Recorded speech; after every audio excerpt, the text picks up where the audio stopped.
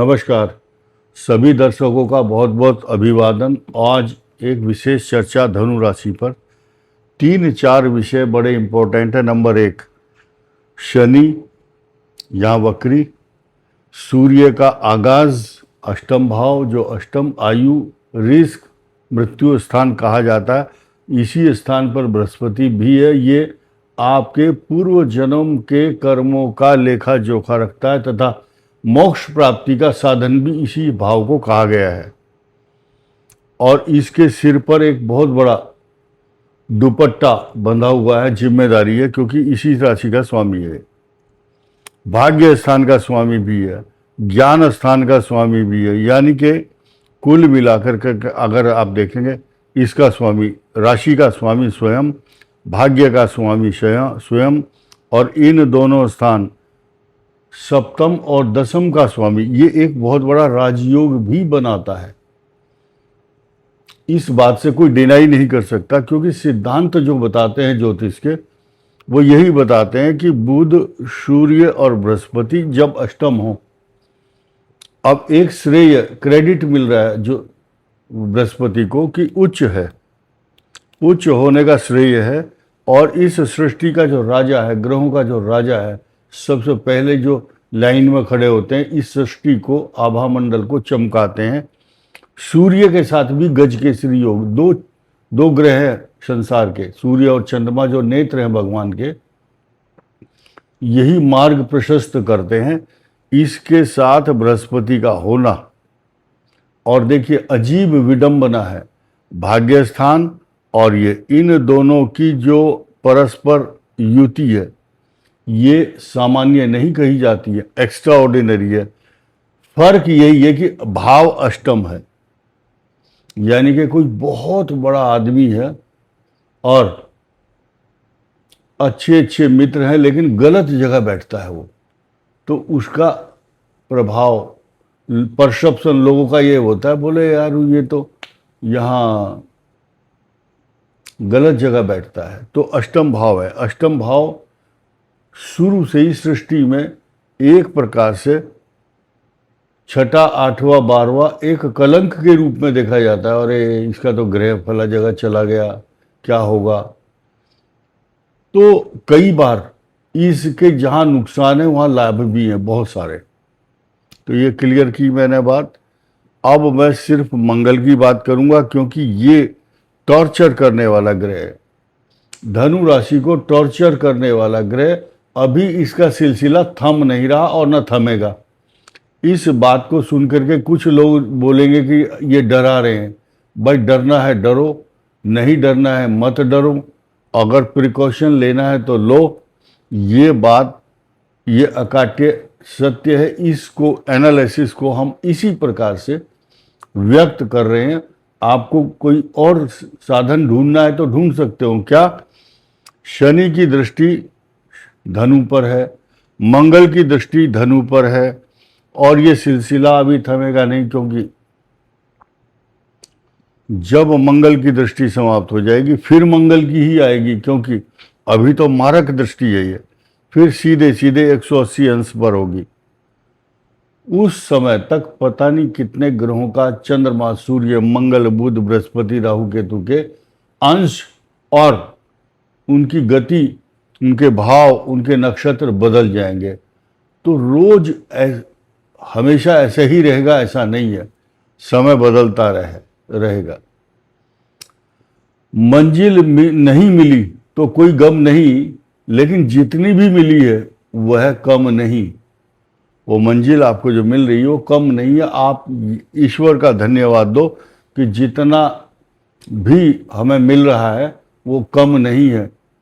धन्यवाद दो, क्योंकि आपकी जो जीवन की लीला है, गति है, आपके काम है, वो भगवान के हाथ में। और सबसे बड़ी चीज़ है, आपका भाग्य ही तय करता है सब कुछ। हम लोग केवल मात्र कह करके साइड हो जाते हैं कि ये ग्रह यहाँ चल रहा है, ये ग्रह यहाँ चल रहा है, इसका ये इम्पैक्ट होगा, इस प्रकार की बात है। लेकिन सब कुछ आपके हाथ में है, आपका भाग्य आपको समझाएगा। अब देखिए नया समीकरण क्या है। ये बात आपको सुन करके अच्छी भी लगेगी और ऑक्सीजन भी देगी, आपको पॉजिटिविटी, एनर्जी देगी। अकेला एक ग्रह जब तीसरे भाव में राहु होता है तो दो चीज बहुत ध्यान से सुनना। आपके आलोचक, आपकी निंदा करने वाले, आपको नीचा दिखाने वाले बहुत लोग होंगे।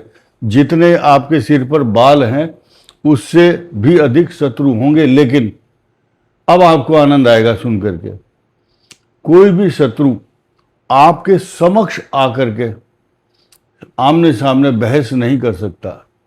आपकी ऑरा, आपकी पॉजिटिविटी और इस राहु का पराक्रम आपको इतना मजबूत और दृढ़ कर देता है डिटर्मिनेशन के साथ, जो सामने आकर के किसी की हिम्मत नहीं जो बहस कर सके आपसे। आपको क्या करना है, कंफ्यूज नहीं होना है, क्विक डिसीजन लेने की आदत डालनी चाहिए जो आपके अंदर नहीं है। इसीलिए कहा जाता है कि आपको कंफ्यूजन, हम वही बात करेंगे जो आपसे सरोकार होगा जिसका।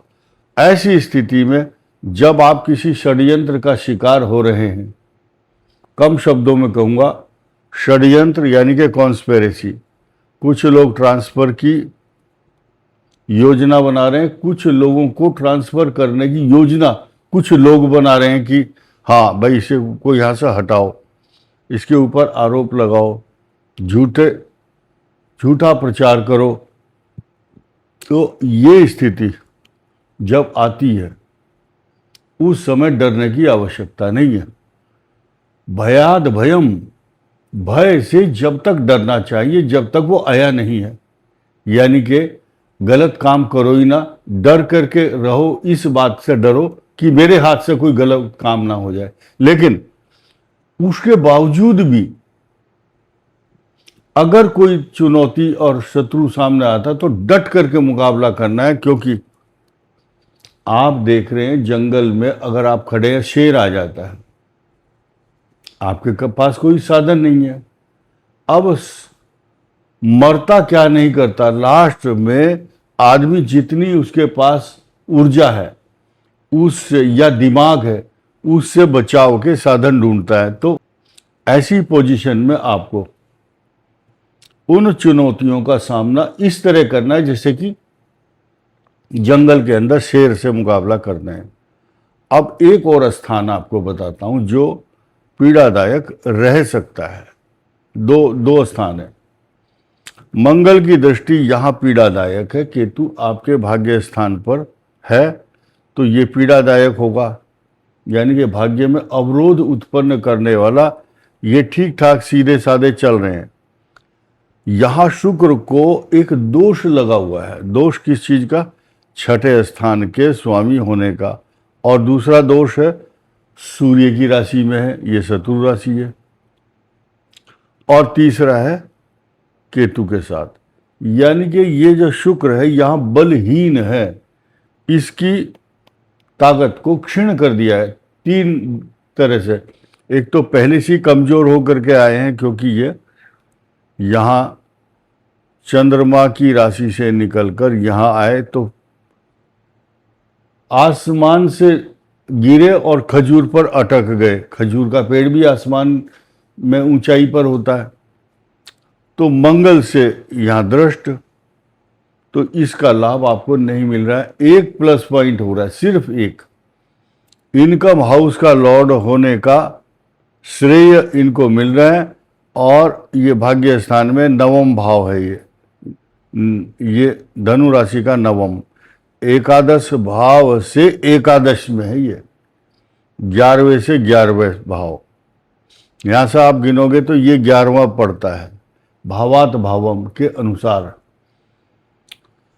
ये धन का लाभ देगा और धन का लाभ दे करके आपको संतुष्ट करेगा। राहु पराक्रम में आपको एनर्जेटिक बनाएगा। शनि षड्यंत्र का कारक है। मंगल भाग्य में अवरोध का कारक है। सिर्फ जो भी करना है इन तीनों को करना है, बुध, शुक्र और बृहस्पति। अब एक छोटा सा सूत्र बताता हूं। मैं उपाय बताते हुए डरता हूं क्योंकि उसके बाद मेरी समस्याएं शुरू होती हैं। इसलिए कोई फोन ना करे और पूछने की आवश्यकता नहीं है। साफ साफ बता रहा हूं हिंदी में। एक गिलास लीजिए शुद्ध जल, उसमें बहुत कम 1 ग्राम मात्रा का चंदन का पाउडर डालिए और ओम सूर्याय नमः इस मंत्र से सूर्य को जल दीजिए। अब यहां सवाल उठता है लोगों के 50 सवाल, कौन सा लोटा लें, लोहे का लें, पीतल का लें, स्टील का, चांदी का। उसके बाद दूसरा सवाल, सिर से ऊपर लोटा उठाना है या नहीं, सुबह देना है या शाम को, सूरज दिखाई नहीं दे रहा है। तो बहुत सारी चीजें हैं। इसका नियम है सूर्य उदय जब होता है आपके क्षेत्र में, आप उसका सूर्य उदय का समय निकाल लो उससे पहले का, और सूर्य उदय का समय निकालने के बाद सूर्य, अब आकाश में बादल हैं तो आप सूर्य को जल दीजिए। सूर्य की आभा मंडल कभी छिपती नहीं है। जैसे ही बादल हट जाएंगे सूर्य का अस्तित्व बना रहेगा। आपको मंत्र पढ़ना है, ये नहीं देखना सूरज कहाँ है। सूरज आपके रिमोट से चलने वाला नहीं है, सूरज अपने रिमोट से आपको चलाता है, नोट कर लेना। और अब लोगों का सवाल होगा कि चंदन सफेद हो या लाल रंग का हो। जो भी चंदन मिल जाए उससे आपको ये मंत्र पढ़ना है ओम। जो मंत्र नहीं जानता, इतना तो सबको पता होगा, ओम सूर्याय नमः, भास्कराय नमः, मरीचये नमः, खगाय नमः, मरीचये नमः, भास्कराय नमः, आदित्याय नमः। बहुत नाम है सूर्य के। और जिनको ये नाम भी नहीं आते हैं तो वो कुछ भी मत बोलो, हे सूर्य देवता आपको नमस्कार है, मेरा प्रणाम स्वीकार कीजिए।